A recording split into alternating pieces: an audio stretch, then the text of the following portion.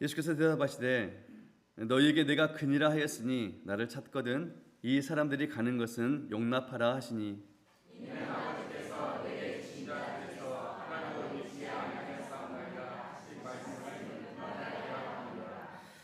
이에 시몬 베드로가 칼을 가졌는데 그것을 빼어 대제사장의 종을 쳐서 오른편 귀를 베어버리니 그 종의 이름은 말고라.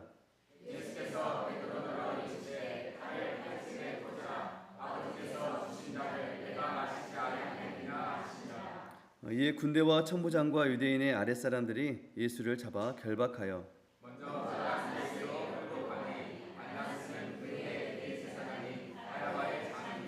함께 읽겠습니다. 가야바는 유대인들에게 한 사람이 백성을 위하여 죽는 것이 유익하다고 권고하던 자라라. 아멘. 이 시간 담임 목사님께서 말씀 전해 주실 때 큰 은혜 받으시기 바랍니다. 잠깐 기도드리겠습니다.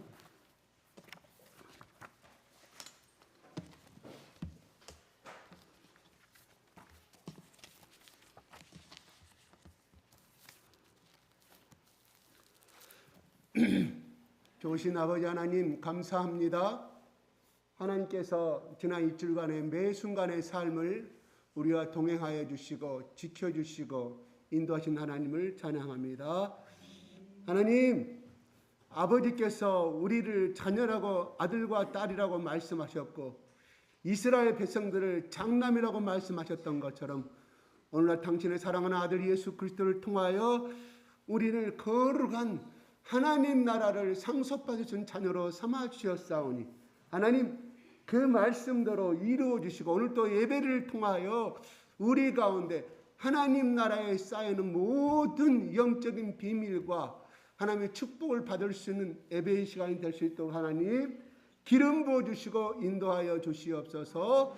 예수 그리스도의 이름으로 기도드리옵나이다.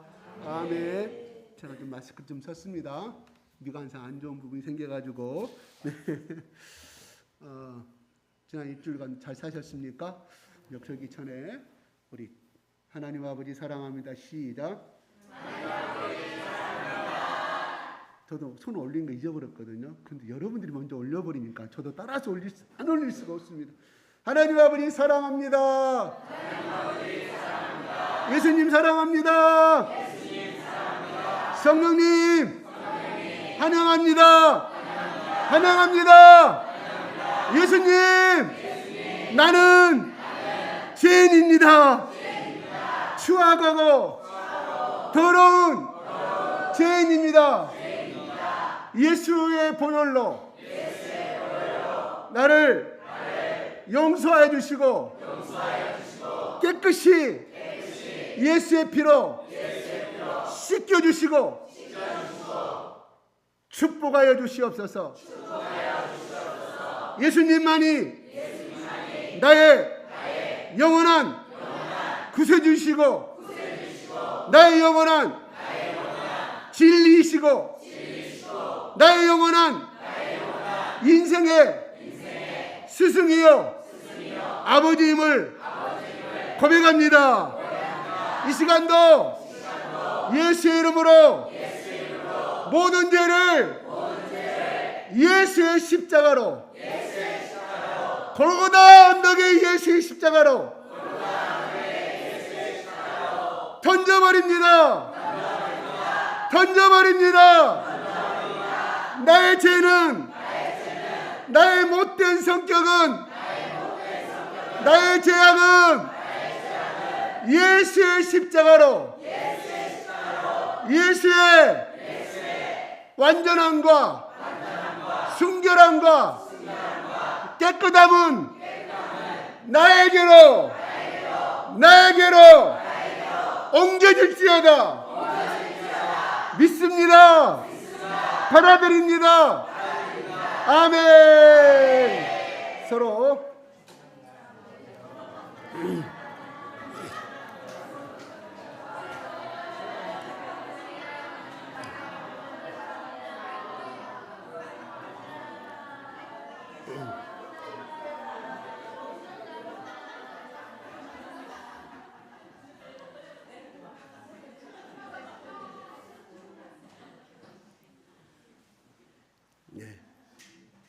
감사합니다.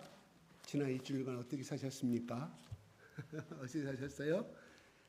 어떤 분은 그래 일주일간이 이 정도 지금 나의 지난 일주일간의 삶이 이 정도라면 내가 뱃새까지는 살 수 있다는 그런 자신감과 행복감을 느낀 사람도 있는 반면에 어떤 사람은 그저 그러고 어떤 사람은 지난 일주일간의 삶은 내가 앞으로 얼마나 더 살아야 할지 모르겠다. 너무 힘들다. 다 각기 이런 다른 사람을 살았을 걸로 경험합니다. 그러나 세상에 예수를 모르는 사람은 뒤로 넘어지면 앞코가 깨지지만 우리는 뒤로 넘어져도 앞코가 깨진다 안 깨진다? 깨질 수 있어요. 근데 그것이 축복이라 이런 말이에요. 더 좋은 결과를 얻게 된다 이런 말이에요. 하나의 예를 든다고 하면 제가 거기 젊었을 때 그 개척교회 제가 그 섬길 때 좀 가난한 집안, 지금 생각하면 이렇게 전세 세 방을 살았던 자매님이었어요. 그 어머니도 우리 교회를 그때 당시 교회를 나왔던 건데 이제 어머니가 아팠는데 그때 당시 압력솥밭이 한참 나올 때거든요. 압력솥 그 알루미늄 색깔로 압력솥밭 있잖아요. 풍년 압력솥밭 그때 아마 그랬던 것 같아요. 그거다가 이게 한전이 익지도 않은데 이걸 뚜껑을 열었어요. 김이 빠져야 돼. 이것이 터져가 뚜껑이 천장을 뚫어버리고 이 하기로 인해서 이제 병원에 갔더니 하상 2.5 내지 3 정도로 3도로 입었다고 그렇게 판명을 받았거든요. 그런데 그 당시만 해도 의학이 좀 그렇게 물론 하상 연구는 있긴 있는데 이 자매가 기도한다 해가지고 목사님이 또 안수기도 해주고 그래가지고 하면서 어떤 걸 줬냐면 우리가 누구 중에 병 걸린 자가 있느냐 기름을 머리에 바르고 안수하라 성경이 나와 있잖아요. 그거 아니라 소주를 이렇게 뿌려가면 수건을 덮어서 계속 목사님이 안수기도를 해줬어요.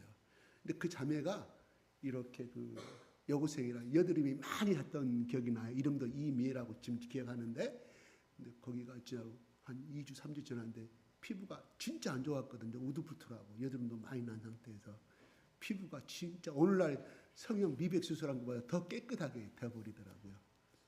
진짜라니까 갑자기 생각나네. 지금 이 자리에 쓰니까 혹시라도 이제 모르겠어요. 그분에게는 필요한 것이 그런 방법이었던 것 같아요. 하나님께서. 그래서 그 체험을 해서 어느 날 소식을 들었는데 지금 서울에서 좋은 남편 만나 신앙생활 열심히 한다고 이남 일녀의 어머니로 산다는 소식을 제가 금년 1월 달에 들었어요. 예. 예, 그렇습니다. 우리 예수 믿는 사람은 그 당시에는 막 물집이 생기니까 밖에는 못 나갔어요. 그 자매가 교회도 잘 안 나오고 막 그때는 그랬는데 그렇게 하나님께서 뭐라고요? 하상을 입되 압력솥밥을 제대로 김이 안 빠져갔을 때 그걸 열었는데 하상을 안 입는 것이 아니라 하상을 입는다. 왜? 그건 법칙이니까 물리학적인 법칙이잖아요. 그런데 하나님은 더 선하게 우리를 이끌어 가시더라. 그 수술하면 몇백만 원 들겠죠 오늘날. 근데 하나님께서 그렇게 축복을 주시더라는 겁니다. 그러므로 잠깐의 우리에게 오는 고통은 절대 고통이 아니라 축복의 하나의 더 아름다운 길을 다가가는 축복의 가정이다. 저는 이렇게 말씀을 드리고 싶어요. 아멘. 그리고 나는 그 자매가 정말 열심히 주일학교 교사로서 열심히 개척교회 다 이 여고 남고생들이 주일학교 교사를 했었거든요. 청년부가 없으니까. 근데 내가 선포했잖아요.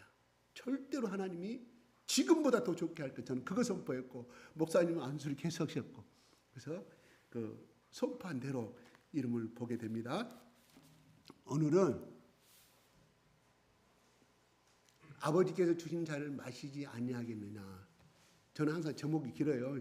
이거는 다른 제목으로 딴다 그러면 딱 간단하게 예수님의 십자가의 고난 아니면 예수님의 십자가에 대한 의미 이렇게 얼마나 제목을 잡을 수 있어요? 저는 그렇게 싫어요. 성경이 나온 그대로 그러면 내가 어떤 예수님 십자가의 고난 제목을 주면은 여러분들이 모든 여기 앉은 모든 사람의 생각이 하나로 통일되거든요. 근데 성령님은 다양해요.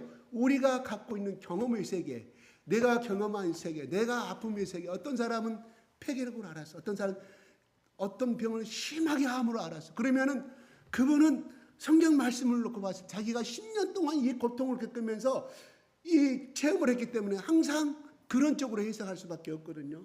왜요? 우리 인간은 자기 경험에 의해서 사람을 쳐다볼 수밖에 없어요. 그럼 그것이 나쁘냐? 아니에요. 각기 성령께서는 그 사람이 살아온 삶의 여정 속에서 어떤 말씀을 주더라도 너는 이렇게 생각하라고 성령께서 요구하지 않습니다. 왜요? 성령님도 지정의를 가지고 있어요. 우리도 지정이 났기 때문에 우리가 갖고 있는 성격과 판단을 존중해 주신다는 것이거든요. 그러니까 저는 항상 본문 말씀에 나오는 말씀을 가지고 제목으로 이렇게 선포하기도 하고 또한 중요 요절이 되겠죠. 예, 그래서 저는 그렇게 갑니다. 왜 목사님 제목을 다른 사람처럼 멋지게 철학적인 삶을 가지고 인생의 삶의 고난의 참 얼마나 멋있어요. 근데 그것은 철학적인 것이 결코 우리 인간의 마음을 변하지 못 시킨다. 왜? 그리스 안테네 가서 그때 소크라테 제자들하고 플라톤 제자들하고 바울이 논쟁하는 장면이 사도행전에 나오잖아요. 이겼어요. 이겼는데 한 사람도 구원을 못 시키잖아요. 능력이 없습니다. 멋진 말이, 인격적인 말이, 어떤 고상한 말이 맞기는 맞는데 그게 사람을 변화시키지 못한다는 사실이에요. 오직 예수님의 영이 담긴 말씀만이, 예수님의 사상과 예수님의 영이 담긴 만이 우리를 삶의 변화를 시킨 줄로 믿으시기 바랍니다. 왜요? 지난주에 제가 그래서 오늘 본문 말씀을 18장 1절부터 하려다가 17장 26절부터 시작한 것이 이렇게 나와요. 내가 아버지 이름을 그들에게 알게 하였고, 그렇죠? 26절 한번 올려주세요. 시작. 내가 아버지 이름을 그들에게 알게 하였고 또 알게 하리니 이는 나를 사랑하신 사람이 그들 안에 있고 나도 그들 안에 있게 하려 함이니라. 예, 이거를 하나님을 내 입을 통해서 제자들에게, 많은 사람들에게, 제자들뿐만 아니라 내가 만난 모든 사람들에게 하나님의 이름을 내가 전파하고 알게 해준 것은 뭐예요? 하나님의 사랑을 그들도 깨닫게 되고 하나님의 사랑이, 예수의 사랑이 그들과 함께 서로 동거하게 하기 위해서, 하나가 되게 하기 위해서 나는 이 말씀을 하게 되었다, 전파하게 되었다는 말씀을 분명히. 왜 이 땅에 와서 복음을 지금까지 3년 반 동안의 삶을, 고난의 삶을 살았느냐? 바로 하나님이 얼마나 너희를 사랑하시는지, 그리고 사랑으로 끝나는 것이 아니라 너희들과 동거하는 삶. 그래서 제가 뭐라고 그랬어요? 알다란 말은 뭐라고 그랬어요? 창세기 3장 10에 동침하였단 말은 뭐라고요? 야다, 알다라 이 말이에요. 알다란 말. 동침의 그 오늘 의미가 알다라는 의미라니까요. 알다, 당침은 나고 알다, 하나가 된다는 거예요. 그러니까 예수님이 바로, 하나님이 예수를 통하여서 난 너희들과 하나 되는 삶을 살기를 원한다. 그냥 얼마나 사랑했으면 그냥 나를 안다는 정도가 아니라 그냥 동거하는 삶, 하나가 삶. 네가 어디를 가든, 네가 어떤 슬픔에 있든, 네가 어떤 병마에 있든 간에 나는 너와 함께하고 싶어. 우리가 자주 내가 말한, 왜 결혼했어요? 수현 집사님 왜 결혼했어요? 저 우리 멋진 강철이하고 왜 결혼했어요? 밤 12시 1시까지 데이트하다가 헤어지기 싫어. 그래 우리 결혼하려고 24시간 동거하려고. 그렇죠. 떨어지기 싫으니까. 그래서 결혼이라는 게 생기는 거예요. 마찬가지로 우리는 이미 예수께서 말씀하신 거예요. 저 26절에 이미 결혼한 존재로서 하나됨을 선포하고 있다, 이런 말입니다. 그래서 그들에게 알게 하다, 아버지 이름. 그러면 우리가 예를 들어서 이수님 그러면 우리는 어떻게 떠올라요? 이수님 그러면 이수님이란 존재가, 이수님이란 집사님이 존재가 없는 상태에서 누가 둘이 이야기를 해요. 그죠? 둘이 이야기 되면 어떤 그 사람의 애모가 생각나고 그 사람의 모든 성격을 다 알 수 있는 그런 상태의 대화를 나누게 되잖아요. 그 자리는 없지만은 마찬가지로 이수님이라는 이름 속에는 모든 그 사람이, 개인적으로 아시는 분들은 그분이 어디서 태어났고 그 다음에 초등학교를 어디 나왔고 나와요. 관심 있는 사람들은 다 알게 돼요. 마찬가지로 하나님의 이름만 가르쳤다는 뜻이 아니에요. 하나님의 전격적인 것을 예수를 통하여 예수를 만난 사람들에게 다 증거하셨다, 이런 말이거든요. 이름도 여호와 이름을 가르쳐주는 건 그 개념이 아니라는 거죠.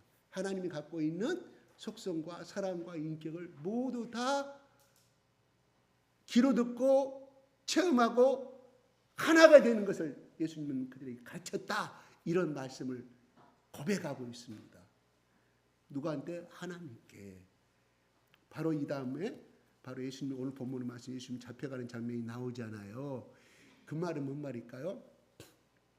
죽음 앞에 다가올 그 상황을 아시고 예수님이 하나님 앞에 자신 있게 이 제자들이 하나도 떨어지지 아니하고 죽음을 당하지 아니하고 하나도 잃어버리는 소자가 되지 않도록 기도하시는 장면이 오늘 우리가 17장 말씀에 나오고 있습니다. 그래서 오늘 17장 그렇게 말씀을 하시고 18장에 그들을 잡으러 왔잖아요. 누가? 여기 나사렛 예수가 누구냐? 또 물어보자는 본문 말씀 봅시다. 1절도 볼까요? 시작.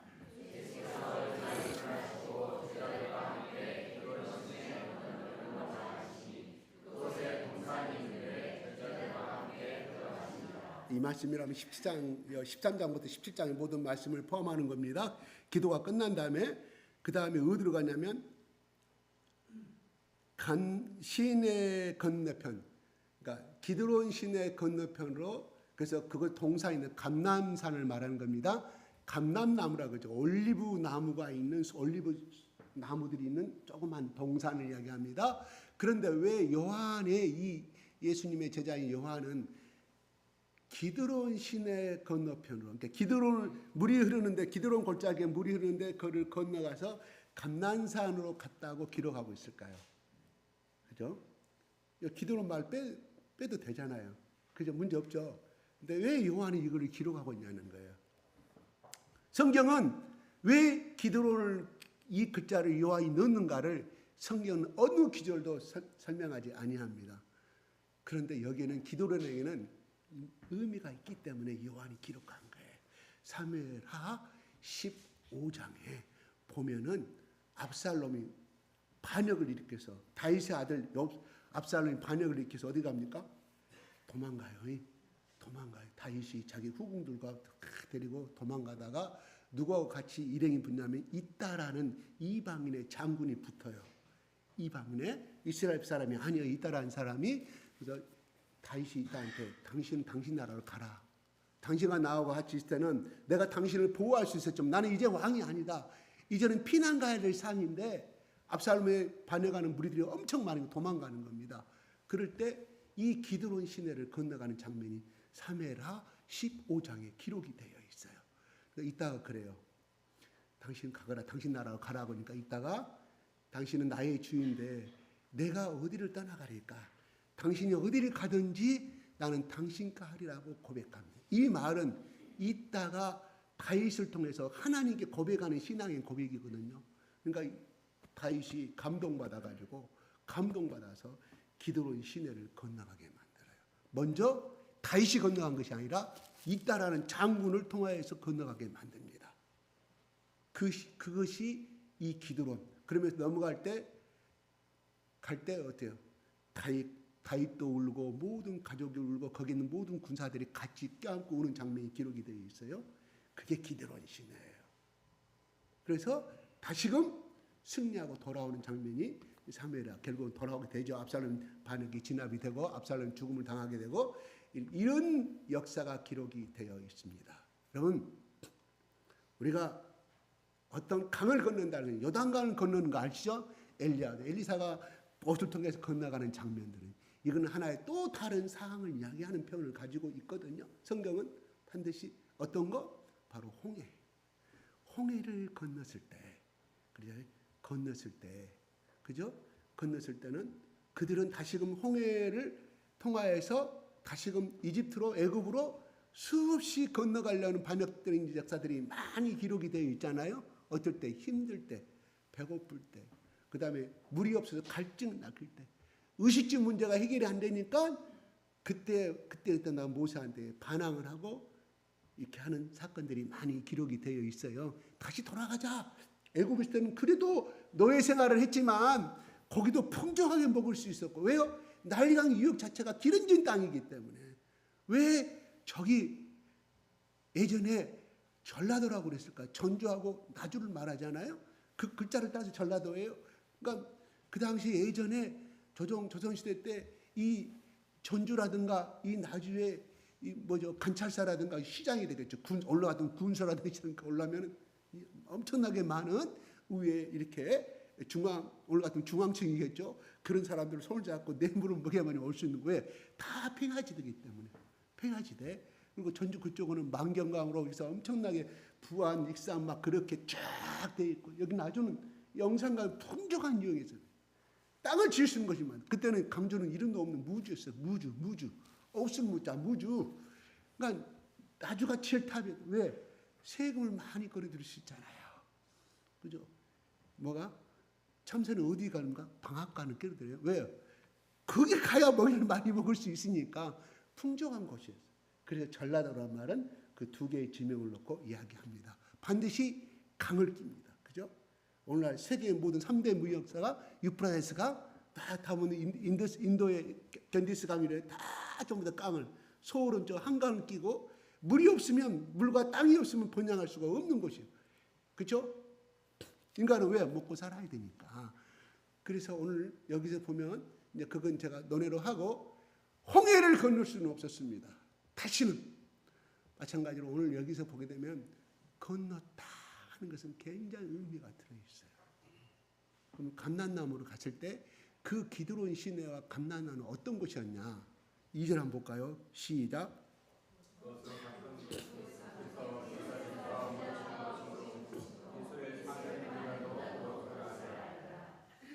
자주 여기서 가끔이라 그러는데 자주 예수님이 제자들과 같이 거기서 말씀을 전하고 같이 기도하고 영성을 나누었던 그러니까 구약 시대로 말하면 선지자 학교를 거기서 자주 운영하였다. 자주 만났다 이런 거 볼 수 있어요. 근데 여기서 성경 요한은 또 그래요.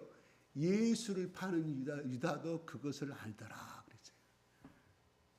이 말 써도 돼요, 안 돼요? 쓸 필요가 없는 거예요, 그렇죠? 근데 예수님은 이미 유다가 더 대제사장과 예수를 팔아먹으려고 간 것을 이미 알고 있었고 올 줄 알았다 이런 말이에요.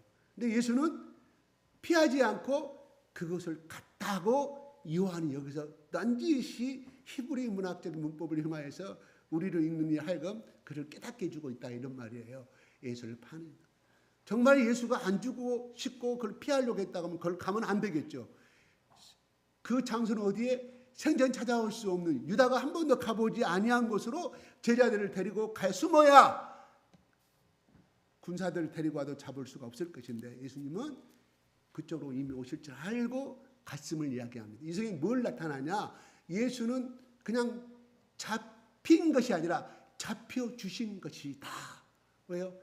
그 장소와 그 사건은 하나님이 자기에게 주신 운명이었기 때문에 그것이 또 오늘날 우리나라 말로 이쪽 말로 사주팔자였기 때문에 그러나 우리 성경적으로 말하면 하나님이 주신 뜻이었기 때문에 그래서 우리는 헬라어로 그리스어로 그래서 카이로스라고 여러 번 배웠는 줄 압니다. 그 때와 그 장소와 그 사명을 알았기 때문에 예수님 스스로 가신 것이지 절대로 예수님이 잡히신 것이 아니다. 근데 우리는 예수님 로마 군병에 잡히셔서 어떻게 고백을 해요? 예, 그렇지만은 우리의 속 내용은 우리는 그렇게 알고 계셔야 돼요. 이제 봅시다. 3절에 보겠습니다. 시작.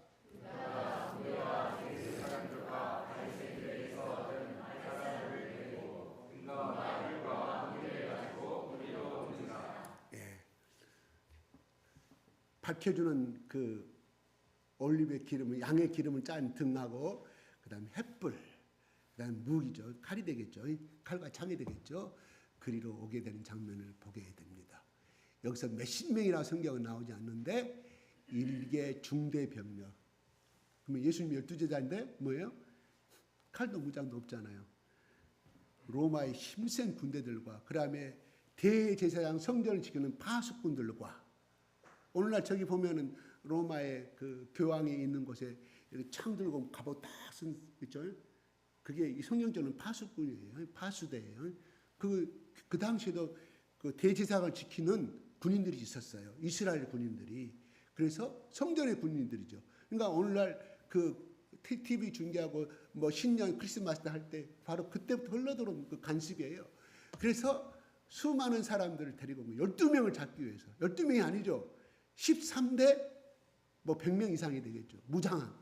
비무장한 13명을 제압하기 위해서 옵니다. 4절 보겠습니다.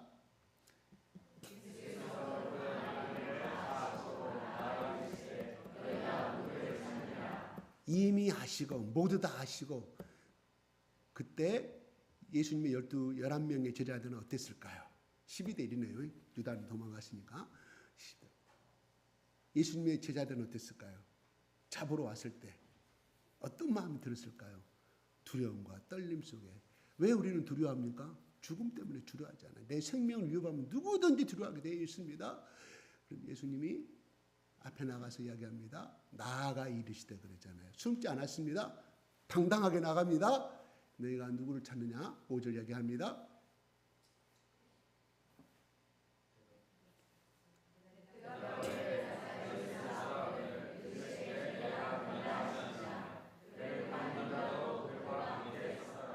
유다가 인도를 했다는 사실이죠. 여기 온 사람들이 예수를 지금 잘 알지도 모르는, 얼굴을 잘 모르는 사람들이에요. 6절에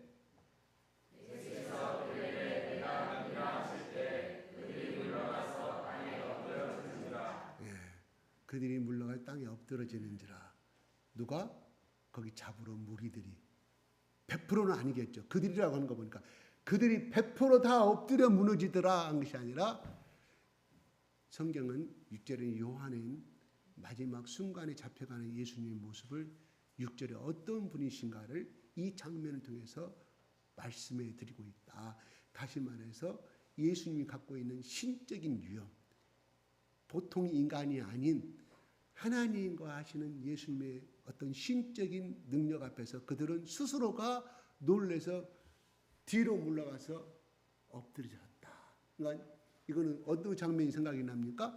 사도행전의 9장에 바울이 엎드려진 장면이 나오죠. 신적인 자연의 초자연적인 현상 앞에서 장면이 나와요. 그 다음에 누가 또 엎드려? 구약에 보면은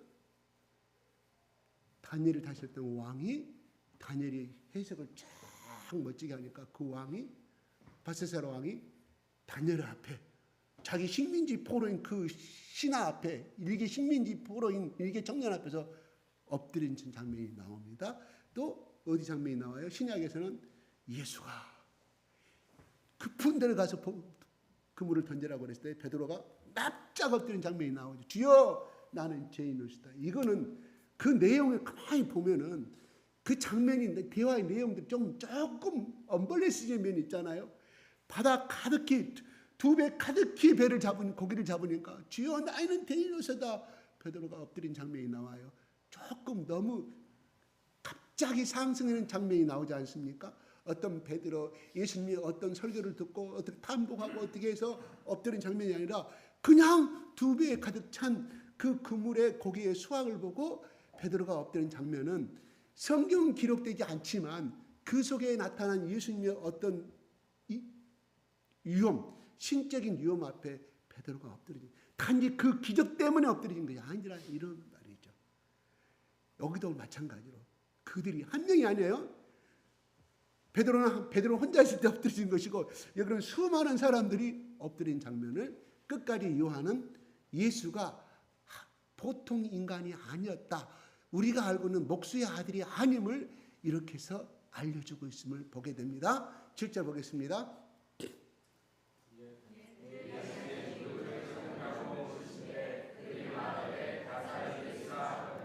예수님의 질문이 뭐예요? 두 번째 질문이죠. 그렇잖아요? 예? 내가 나지나 그런데 나사렛 예수라 하거늘 그때 8절에 이렇게 말합니다. 시작.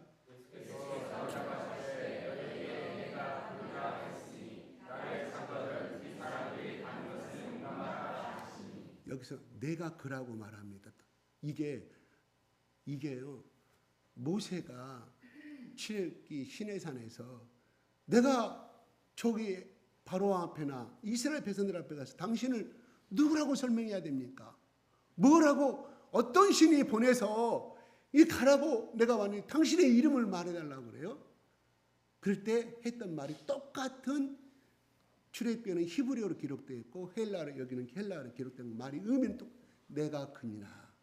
그러니까 여기서 말하는 답변은 결국 뭐냐? 요한은 이걸로 기록한 것은 예수님이 곧 창조주 하나님이심을, 삼위일체 하나님을 요한은 가르쳐주고 있다. 우리에게 가르쳐주고 있다. 이렇게 생각하시면 될 것 같아요. 나를 찾거든 이 사람들이 가는 것은 용납하라. 이 말이 뭔 말인가 하니 나머지 11명 제자 잡아갈 필요가 없었는데 나사렛 예수 나를 잡아놨으면 나만 체포해서 죽이라. 이 사람은 죄가 없다.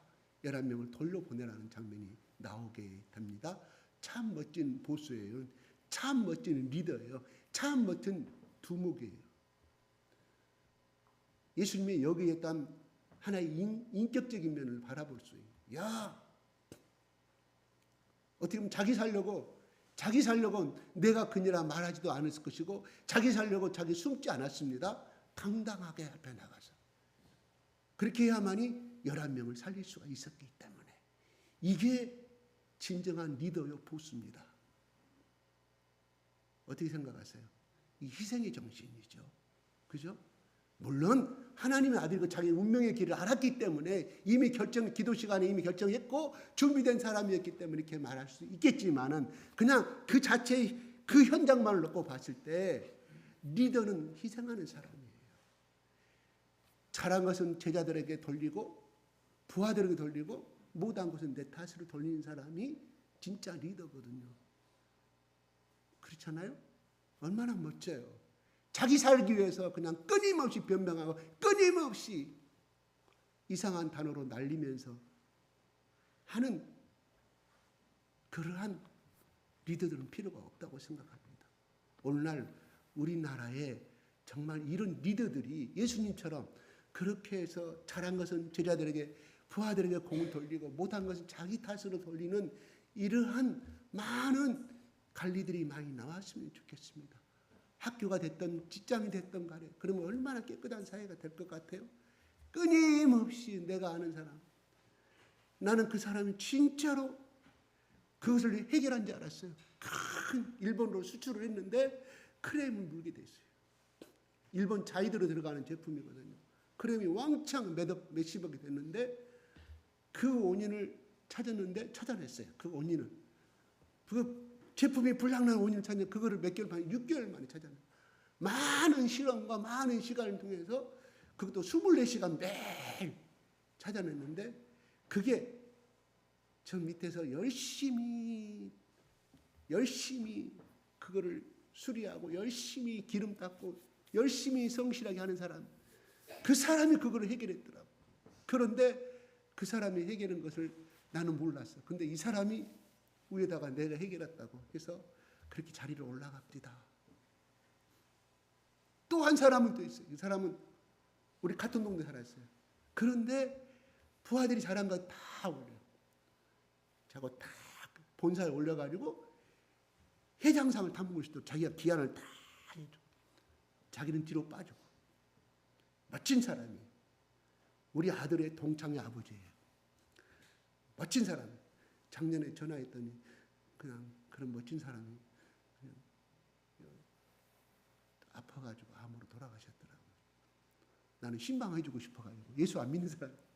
근데 전화 불통이 안 되니까 알아보니까 작년에 7월달에 돌아가셨다고 참 안타까운. 이런 리더들이 필요하다는 거예요.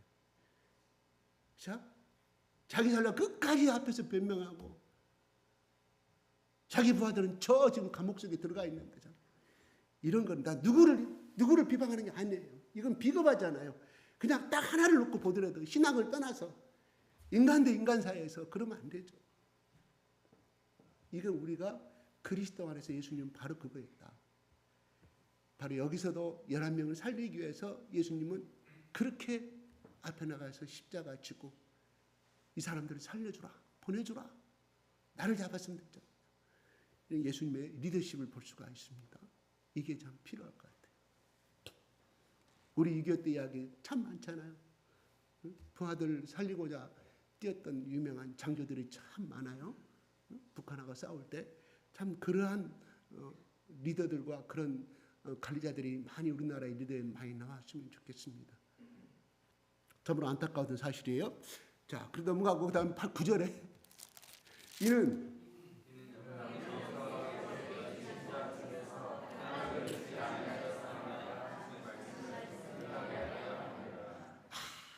예수님이 17장 그러잖아요. 하나도 잃지 않게 내가 이 땅을 떠나더라도 하나님 나를 통하여서 하나님의 이름을 알고 영접한 이 제자들이 또 앞으로 많은 사람들이 예수를 믿게 될 것인데 한 명도 하나님 그냥 갔다 그냥 가는 인생이 아니라 마귀의 밥이 되는 것이 아니라 무의미한 인생이 되는 것이 아니라 그 하늘나라의 영생을 준 생명을 가지고 살아갈 수 있도록 하나님의 그 권능의 손으로 보호해달라는 것이 10장의 귀한 말씀이에요. 예수님 멋집니다. 너무 멋지신 예수님. 여러분 연애를 하더라도 우리 결혼 다 했죠. 앞으로 멋진 남성을 만나 이런 남성을 만나야 되지 않습니까? 결혼할 사람들 하나도 잃지 않은 사람 나니 하신 말씀 응하게 하려 함이라.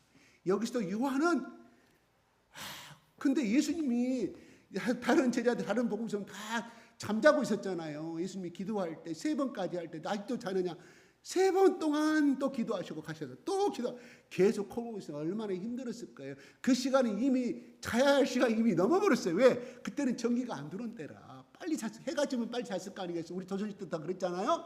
자 그런데 예수님은 요한은 이거를 우리에게 또 말씀하셔요.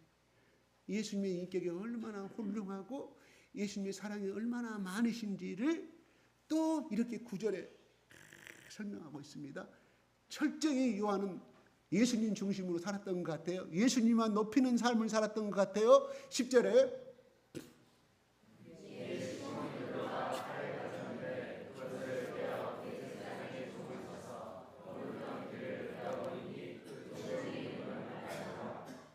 캄캄했는데 어떻게 칼을 들어가지고 귀만 할 수 있을까요? 손목을 쳤다고 그러면 이해 가잖아요. 요 귀 일부러 가까이 대고 칼로 치기도 힘들 것 같아. 베드로가 칼잡이 있는 것 같아요. 칼잡이. 잘 모르겠습니다. 하고 신기한 기술을 갖고 있는 사람이에요. 11절.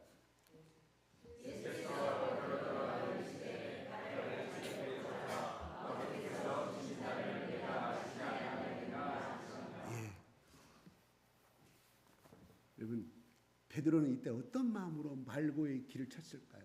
대제사장의 부하의 말고의 길을 어떤 마음으로? 다른 10명의 제자들은 어떤 행동을 하고 있었을까요? 그 현장에 있을 때 베드로는 굉장히 용감한 사람이에요. 남성으로서 좀 그대로 멋진 사람이에요. 그죠? 그렇잖아요. 행했던 사람이에요. 다른 사람은 다 무서워 떨고 있을 것인데 왜요? 그들은 다 도망갔어요. 나중에 다 도망갔어요. 베드로만 어디에? 예수님이 신문 받는 그 새벽까지 따라갔다 하면 성경은 기록하고 있습니다. 그러면 베드로는 참 멋진 사람인데 여기서 우리는 베드로가 하나 질문할게.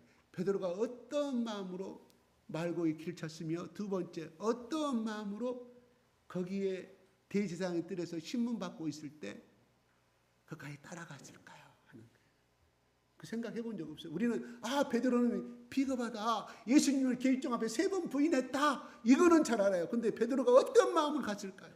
나는 이 말씀을 준비하는데 이 의문 생각이 들어가더라고요. 어떤 마음으로 따라갔을 것 같아요? 성경은 나오지 않아요. 그냥 저 혼자만의 생각입니다. 하나님, 베드로의 마음이 성령님이 이때 베드로의 마음이 어떤 마음으로 따라갔을까요? 계집종의 무릎에 3번 부인하고 했는데 어떤 마음으로 따라갔을까요? 이 뜻이 무엇일까? 성경은 기록되지 않아요. 성령께 저는 물어봤거든요. 그게 바로 이제 우리가 성경을 보는 관점인데 이게 솔직히 해결되지 않았어요. 베드로는 비겁했다. 그래 성령 안 받았으니까 그는 배반했다. 이거는 잘 아는데 갑자기 이것에서 항상 저희 속에 내면 속에 안 풀리는 문제였거든요. 근데 저는 이렇게 베드로의 앞뒤의 행동을 이렇게 봤을 때 저에게 성령께서 감동 주시면 이건 틀린 말입니다. 성경이 없기 때문에 틀릴 수 있어요. 그냥 여러분들이 한 길로 흘리세요. 베드로가 칼을 휘두른 거는요. 베드로는 어떤 마음이 있었을까요? 우리가 알다시피 내일 모레면은 거기 왕이 되는 꿈에 부풀어 있잖아요. 그러니까 내일 모레 왕이 될 사람이고 로마를 다 물질러 버린 이 독립투사인 우리 장군께서 우리 왕께서 너희들이 뭐라고 까불고 왔느냐 이거예요. 용감한 것도 있지만 거기에 왕이 될 이 배경 속에서 칼을 휘두르지 않느냐. 뒷백이 있기 때문에. 개들도 자기 주인이 오면 물잖아요. 상대를 향해 도망갔던 개가 자기 주인 옆에 있으니까. 왜요? 우리 주인이 자기를 도와줄 거라 생각하기 때문에. 말 못하는 짐승도 그런데 베드로의 이 마음이 없었을까요? 두 번째 따라갔던, 이렇게 제가 설명한 거 내 말이 틀릴 수 있어요. 두 번째 따라간 거는 이제 제가 설명을 어떤 생각이 들어가냐면, 이제 구약을 근거로 해야 돼요. 구약을 삼손 이야기 나오잖아요. 사사기에. 그렇죠? 삼손은 마지막 말판에 눈은 다 빠지고 이미 채사실이 다 묶여있는 상태에서 맷돌을 갈고 있을 때 하나님께서, 맷돌이 아니죠, 그렇게 살다가 결국은 왕의 잔치 앞에 불려가서 그 잡혀간 그 궁을 하나님이 삼손에게 힘을 줘서 다 그 성을 무너뜨려 버린 장면이 우리 영화로도 나와요. 삼손과 델리라 보면 잘 나오죠.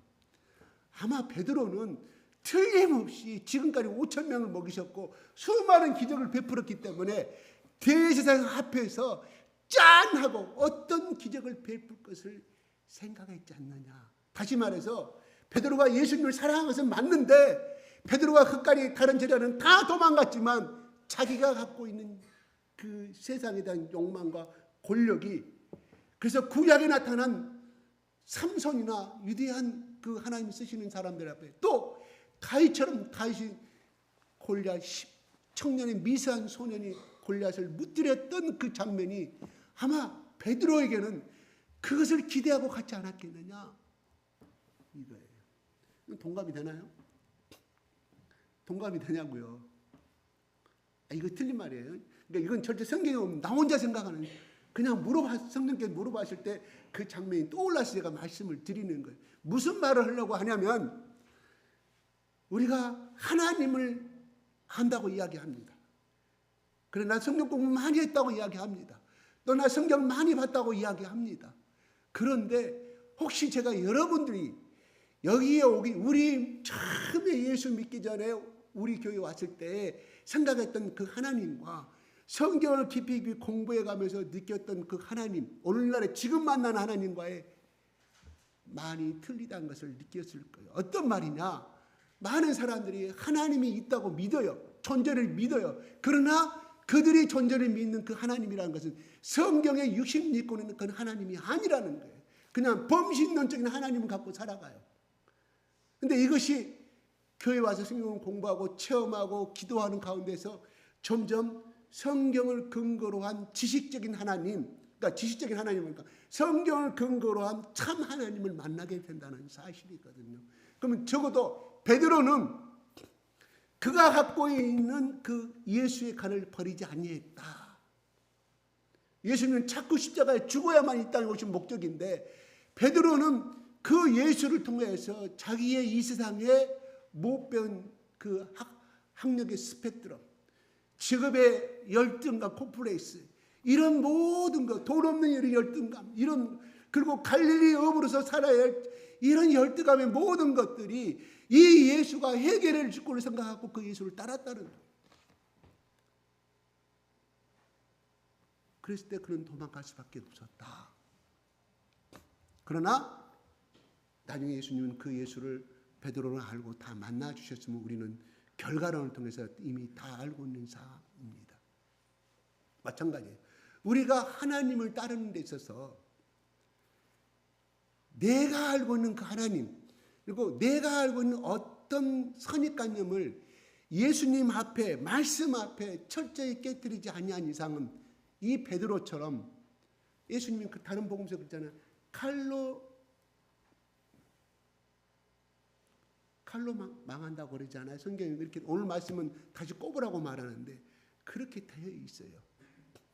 그러면 예수님은, 베드로가 말하는 예수님은 어떤 기대를 가졌냐? 적어도 대제사장 앞에서 끌려가 있을 때 삼손처럼 그러한 위대한 힘, 그리고 예수가 하나님의 아들이면 천군 천사를 보내가지고 그 어떤 기적을 베드로는 기대했다, 이런 말이에요. 근데 그것이 나타나지 아니했다.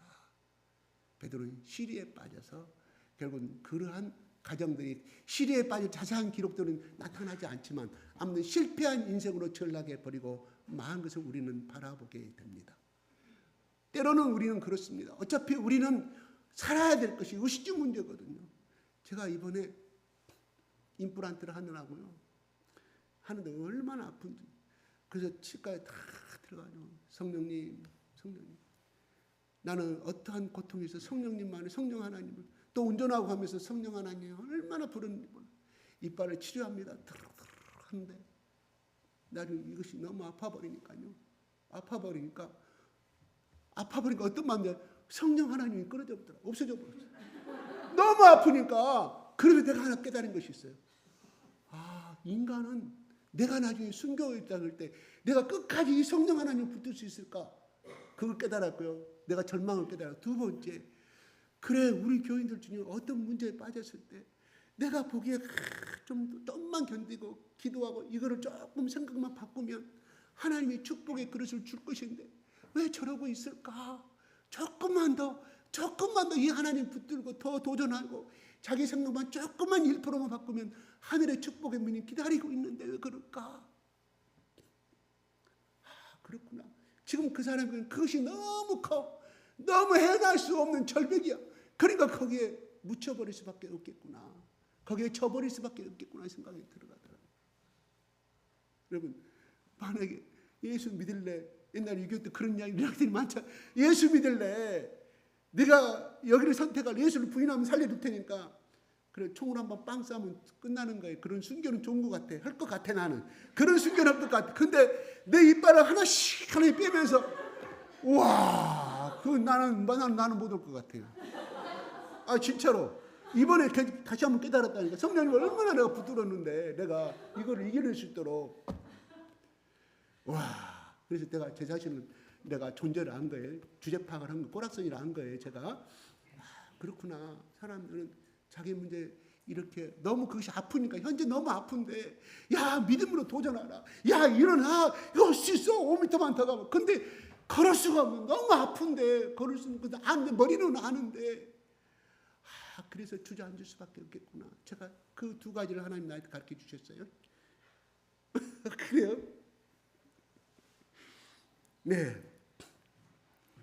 오늘 베드로는 예수님을 따르는데 자기의 생각하고 따라갔다는 것이. 근데 이것을 깨우쳐주고 깨트릴 것은 뭡니까? 성령밖에 없어요. 없어요. 아무리 옆에서만 나도 알아. 난 너보다 이 교회 더 오랫동안 나왔거든. 나도 알아. 그 성경 공부 나도 알아. 그 기절 나도 수없이 왔어. 그렇잖아요. 이렇게 말하는 이 반항하는 그 사람에게 나쁘다 할 수 있냐 이거예요. 우선 본인이 너무 힘든데 일어날 수가 없는데 조용히 뒤에서 기도해주고 기다릴 수밖에 없지 않습니까? 언젠가는 성령께서 베드로의 그 아픔의 자혈의 고백이 있었기 때문에 가정이 있었기 때문에 그가 성령님 만났을 때는 끊임없이 그 누구보다도 나는 예수님처럼 똑같이 십자가에 죽을 수 있는 자격이 없다. 나를 거꾸로 죽여라고. 그는 너무 자기의 그 삶이 그렇게 예수님을 부인했던 그 삶이 너무나 부끄럽고 창피했고 그것이 성령을 받고 많은 기적을 행하였지만 5,000명 4,000명을 변화시키고 하였지만은 그런 죽을 때까지 자기를 위해서 십자가에 죽으신 그 예수를 생각하면 끊임없이 부끄러웠고 죄스러웠고 그래서 그 성경은 베드로가 어떻게 죽었다는 성경은 나오지 않지만 기록되지 않았지만 그래서 거꾸로 십자가에 죽을 수밖에 없었지 않느냐. 그럼 결과적으로 우리가 베드로가 그렇게 그 길을 아름다운 그 길을 선택할 수 있었던 것은 결과적으로 뭐냐? 예수의 십자가를 깊이 만났기 때문에 예수의 십자가의 사랑을 깊이 체험했기 때문에 그러한 길을 가릴 수가 있었다 하는 거예요. 내가 자주 말하지만 모든 우리의 행동과 우리의 언어와 우리가 사랑을 베풀고 긍휼을 베풀고 자비를 베풀고 모든 결론은 골고다 언덕의 십자가에서 출발을 해야 한다는 사실이죠. 왜 시집간 딸은 아들들은 안 그러는데 시집간 딸은 자기 엄마 죽을 때까지 옆에서 이렇게 간호하고 그래요. 시집 가서 막 바쁜 일 하면서 또 자기 친정을 쫓아가는 거예요. 왜 그래요? 같은 여성으로서 엄마의 고통을 알기 때문에. 얼마나 우리 5남매 6남매를 키우면서 그 어머니가 못 먹고 그 다음에 줄이고 하는 가운데 우리를 먹이기 위해서 얼마나 애썼던가를 알기 때문에 그것도 더 나가서 우리 6남매를 키우기 위해 7남매를 키우기 위해서 엄마가 얼마나 상고의 고통을 자기가 얘기를 나와보니까 알았기 때문에 친정 엄마를 끝까지 죽을 때까지. 근데 사실은 큰아들 아들들은 조금 무뎌요. 엄마의 아픔 모르기 때문에 사랑은 아는데 같은 여성으로서는 딸들이 더 많이 느끼기 때문에 마찬가지로 뭐 예수님을 위해서 십자가의 길을 갑시다. 복음을 전합시다. 섬깁시다. 서로 사랑합시다. 다 필요 없어요. 그는 가지적인 거예요. 어떤 거? 예수님의 십자가야.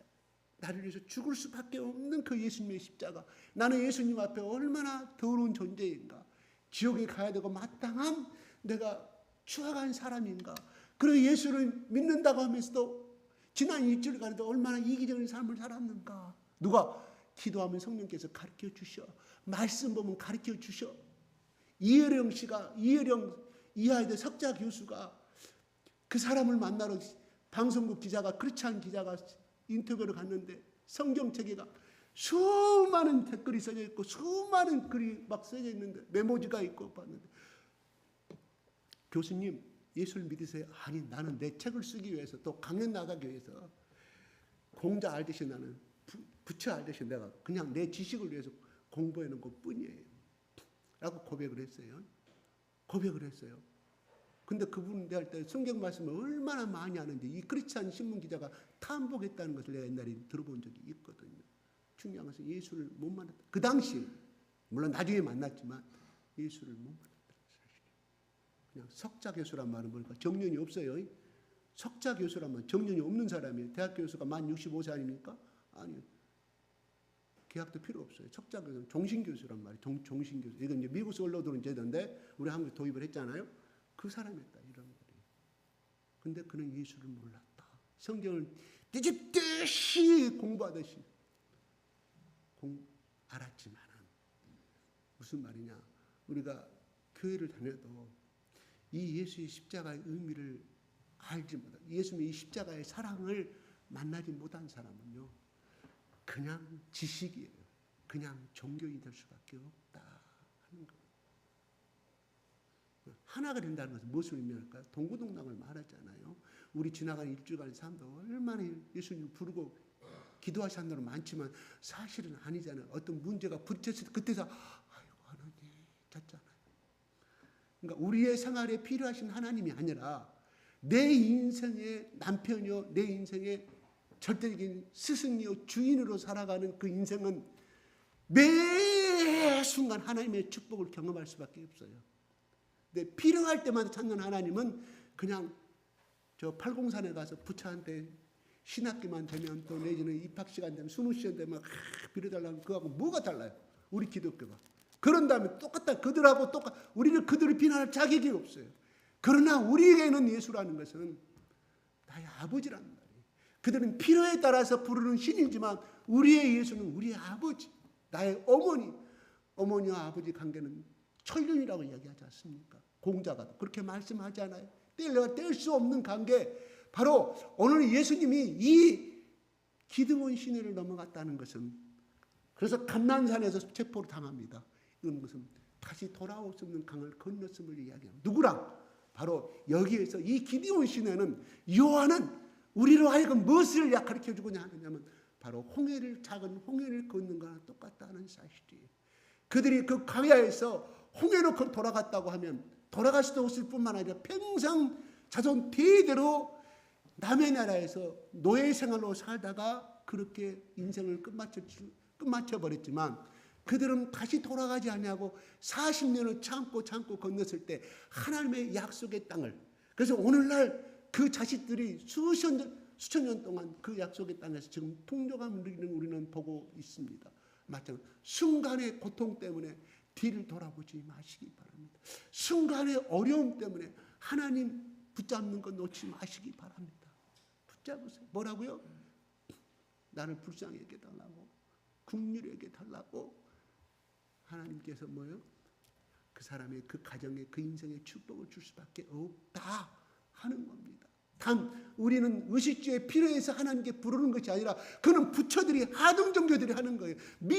저 미개한 미신 종교들이 하는 것이고 우리는 바로 예수님은 진리라고 진리는 영원히 변하지 않는, 태양은 동에서도 서로 진다. 이건 진리인 것 같지만 언젠가는 예수님이 이 땅에 오신 날 그 태양은 없어진다고 분명히 성경은 기록하고 있습니다. 진리가 아니에요. 언젠가는 우리 인간 세계에서 말하는 진리지 진짜 영적인 하나님의 세계는 진리가 아니다. 오직 예수님의 사랑만이 영원한 진리임을 믿으시기 바랍니다. 붙드십시다.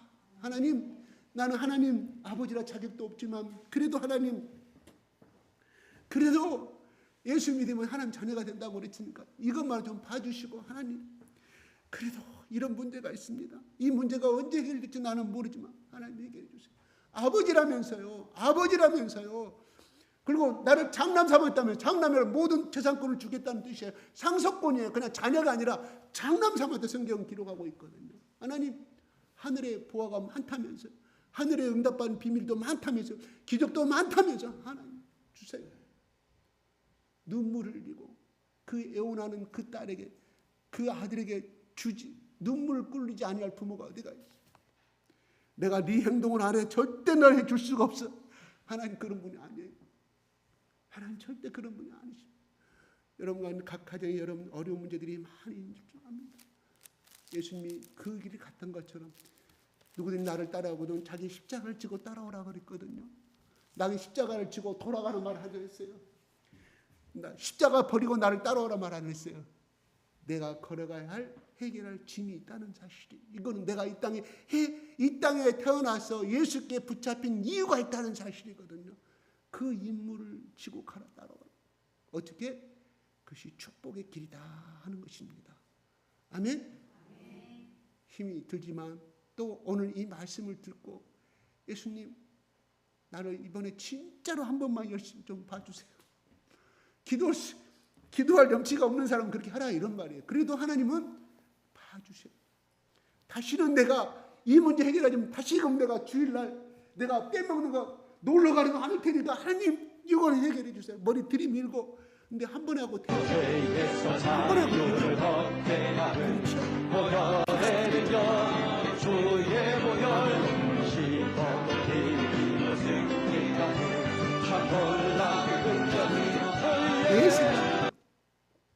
여러분, 너 공부해라. 그리고 핸드폰 그만해. 애기들이 말 들어주던가요? 화내고 엄마 잔소리 또 잔소리 또 잔소리. 마음이 생각이 있는데 마음의 변화, 그 생각을 지배할 거 아니겠습니까? 이것이 너무 좋은데 나는 핸드폰을 나는 가져야 돼.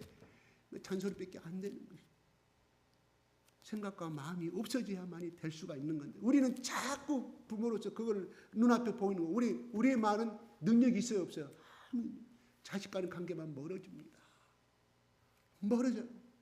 그러면 그 영을 사로잡고 있는, 또 영의 문제로 내가 들어가는, 그 영을 사로잡고 있는 것을 선포하세요. 선포하라. 어떻게 하라고 했어요? 제가 정 안 되면 그 아들 손잡고 잠자고 있으면 그 딸은 배에 손을 딱 얹으라고. 속으로 성령은 하나라고 그랬어요. 성령은 영이에요. 그 사람 잡고 있는 중독의 영이 있어요. 성패에 다 손을 얹으세요. 성령님 도와주세요. 이 중독의 영을 사로잡고 있는 마음. 그리고 또한 뭐 어떤 여러 가지 있잖아요. 자식이 바라는 영을 성령께 싸워주시도록, 성령께서 지배해 주시도록 해결이 된다. 근데 이 경험을 한 번이라도 해본 사람은 나중에 이제 잔소리 안 해. 너 먹잇감 또 걸렸네. 그래, 네 마음대로 해. 잠잘 때 손 딱. 아니 진짜 해보시라니까요. 해보세요. 어떻게 나타나는 변화니? 근데 그것이 한꺼번에 안 나타나요. 왜냐하면 내가 예수가 아니니까 계속 1mm 철판이 영접 뚫듯이 철판이 1mm 1시간 만에 1mm 철판이 들어가 영접이. 그 다음에 2시간 지나 2mm가. 그래서 성령께서 역사해 주면 그 영이 떠나져 나가면 되는 거. 어떻게 명령하세요. 하나님이 해결해 주시도록 하셨으면 그 다음에 선포하시라니까요. 선포. 총을 쏴야 총알이 나가 상대가 죽을 거 아니에요. 북한군이 들어오면. 미사일이 있어봐야 뭐 있겠어요. 하나님 우리에게 이 기도의 폭발적인 미사일을 줬는데 자꾸만 있어요. 자꾸만. 하나님 해주세요. 야, 너의 손에 든 거 뭐냐? 수리탄 아니냐? 미사일 아니냐? 쏴라. 어떻게 명령하는 거예요. 행하는 것이 기다니까요. 아멘? 오늘 예수님이 말합니다. 내가 하나님의 그 잔을 내가 마시지 아니하겠느냐고 예수님 말합니다. 우리에게는 마셔야 할 잔들이 있어요. 근데 그것이 십자가라 이런 말이에요. 어떻게 내가 하나님의 의를 선택할 것이냐, 나의 욕심을 선택할 것이냐, 이게 나의 십자가예요. 뭐 십자가 순교 그 말이 아니라 매 순간 이건 하나님, 이거 하면 나의 손해인데요. 그래도 내가 하나님, 내가 아버지의 잔을 내가 마시지 아니하겠네. 이 말씀 속에서 나머지 이 시간 이후로 또 새롭게 여러분의 신앙이 성장하는 시간이 되었으면 좋겠습니다. 기도하겠습니다. 3분간만 5분간만 기도 잠깐은 음악 주세요.